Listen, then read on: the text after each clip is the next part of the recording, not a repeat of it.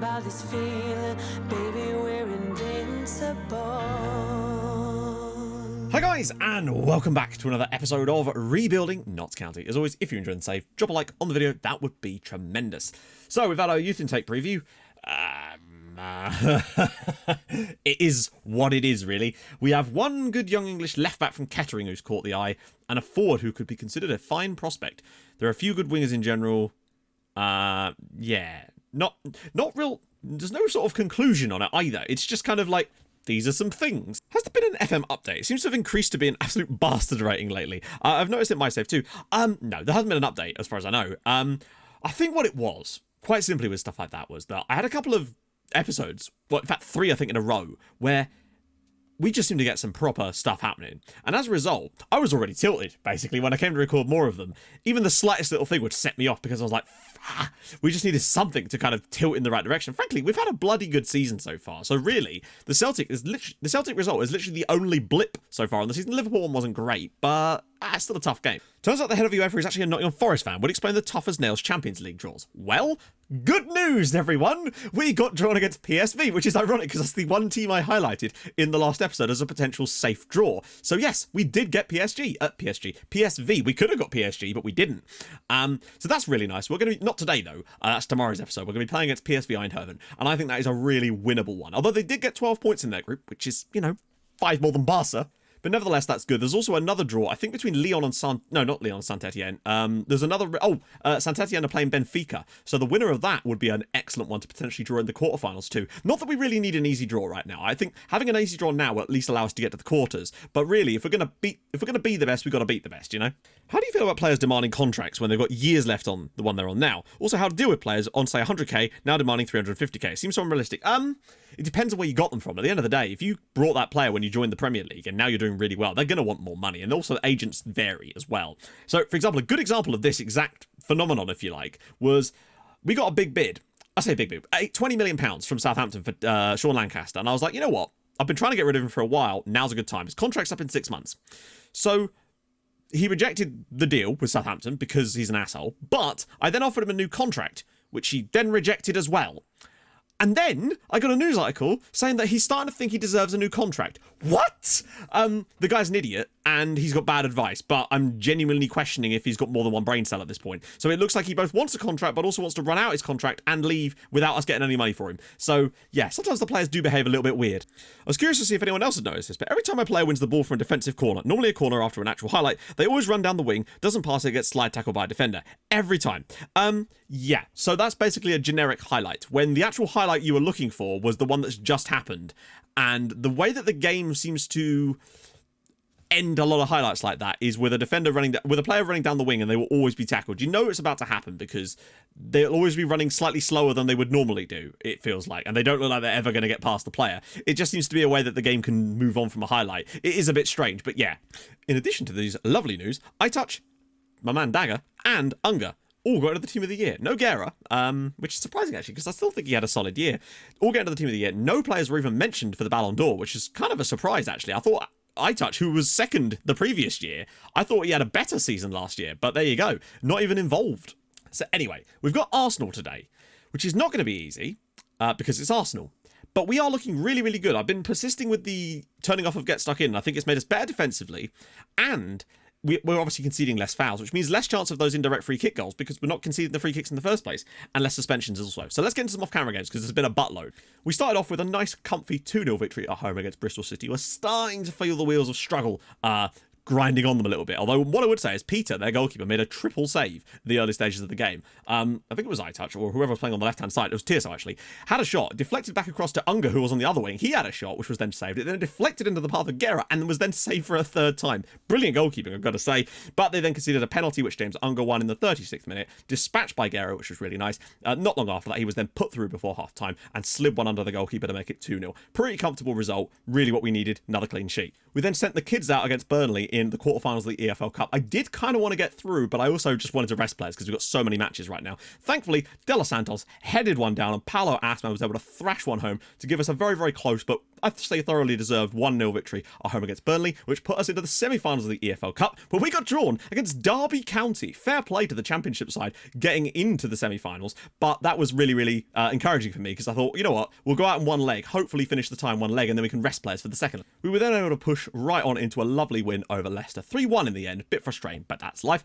Garrett again with 2 lovely goals to add to his tally. Man of the match award again. He is starting to become that player. We then got a very fortunate own goal, headed against Bona, and it's almost like he chests it into his own net, a strange one. Unfortunately, we did concede a pretty soft goal later on when Xavi's header sort of trickled into the bottom corner to deny us a clean sheet, but another fantastic performance again, just getting shots on target for days. We look really, really strong, and overall are conceding less fouls. Still getting a yellow card here and there, but it's way better than it was before. But then we had a very, very important win over Manchester City. They didn't play that well. They also set up very defensively. They were playing a 4-1-4-1, like Marion Lease style against us, which surprised me.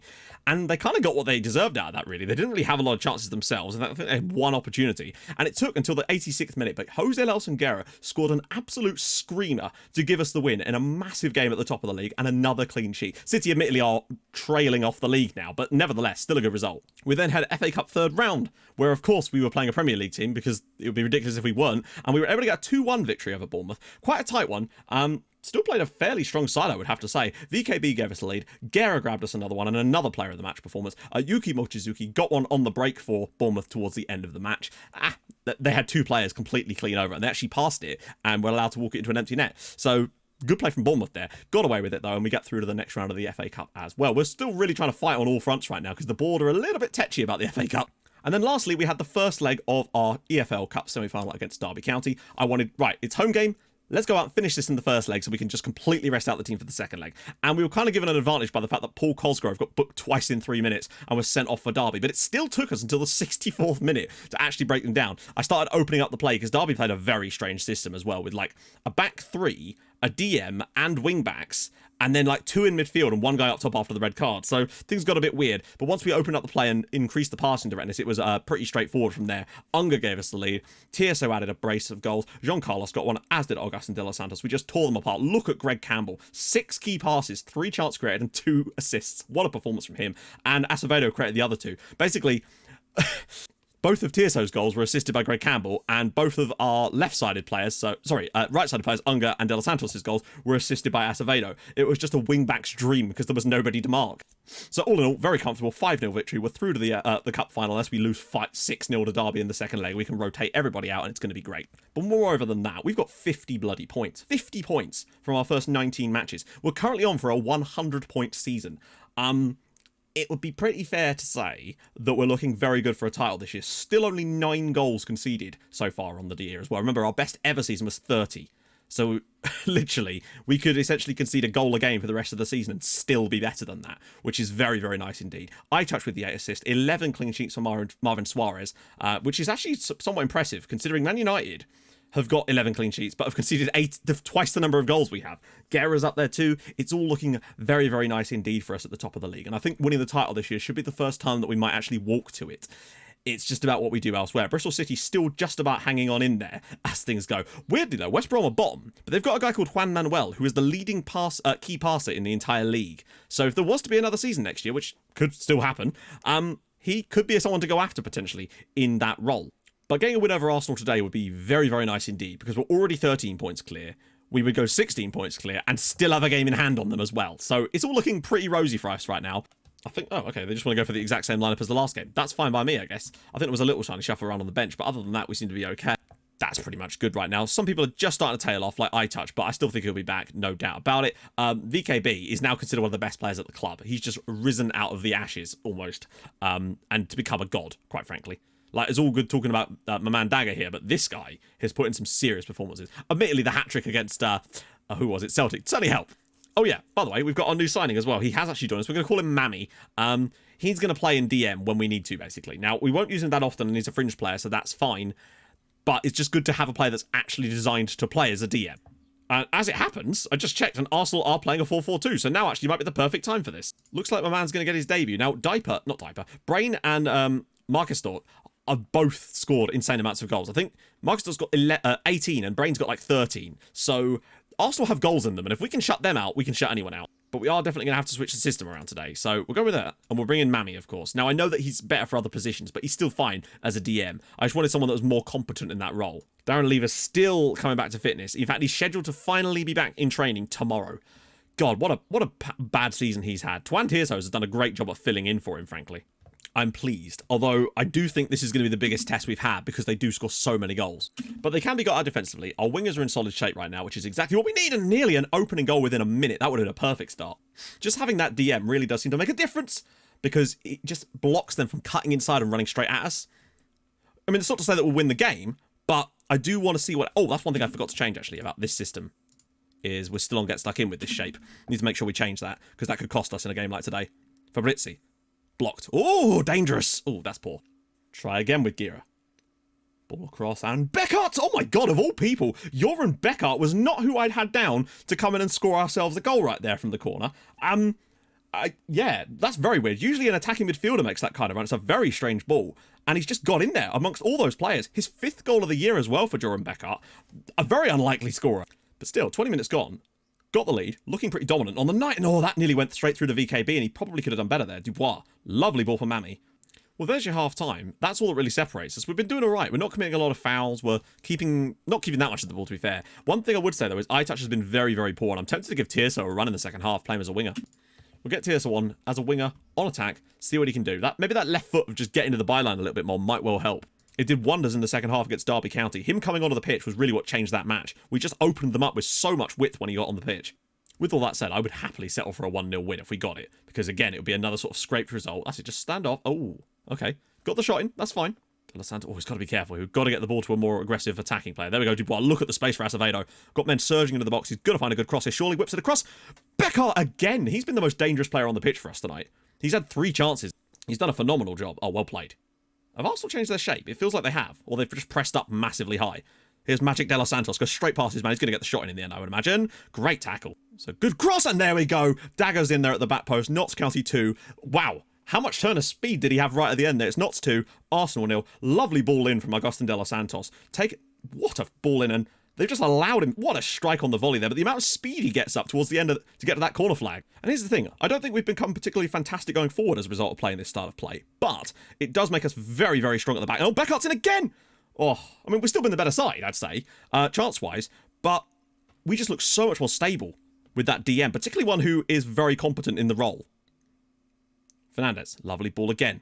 Acevedo, can he pull it back across for someone? He might shoot himself. He's gone all the way through and actually gets the shot in. A 3rd goal would be a bit embarrassing for us, but we'll just show you how far ahead we are this season of everyone else in this league. De Los Santos, Fernandez, Beckert. You might fancy another crack at it. He goes in. Is that going to be a penalty? It is. It's looking like a pen. I don't know who's going to take it. Probably Garrett, I guess. He's scored a few lately, which means he's probably about due to miss one. I think he scored his last 4. And nope, in off the post. Oh, Notts County 3, Arsenal 0. Wow.